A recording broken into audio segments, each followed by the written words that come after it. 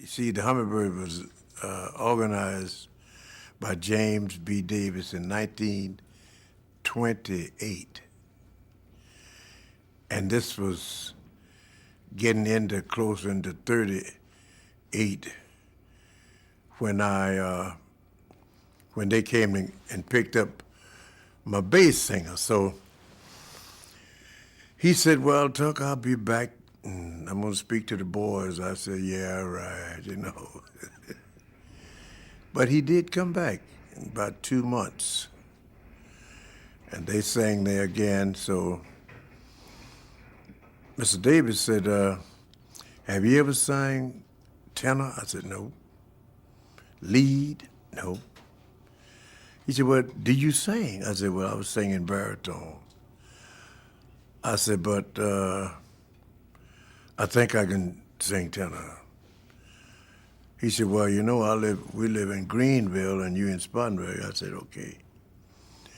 If I can't do it, I'll just walk back home. It's not but 29 miles.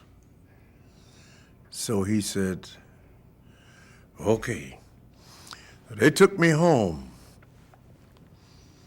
from the house of prayer where they sang. And I told my mother, you know, and so she said, oh, yeah? I said, yeah. They want me to leave tonight, Mother. She said, well, all right, said, you can go. And I went in the back room to get something, and she was in there crying. So I came out, I said, fellas, I'm not going anywhere. I said, my mother is not feeling too good. She came out and she said, oh, yes, he is. He is going tonight. She said, because I fixed it up with Jesus a long time ago, and God is going to take care of me. And she said, now, don't say nothing, but just get what you have and get out. Because I know you're coming back whenever it is to get me.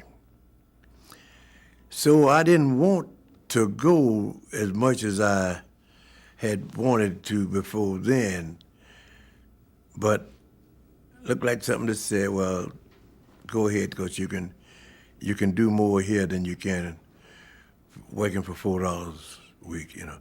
So I went on. I've been out here 66 years with the Dixie Hummingbirds.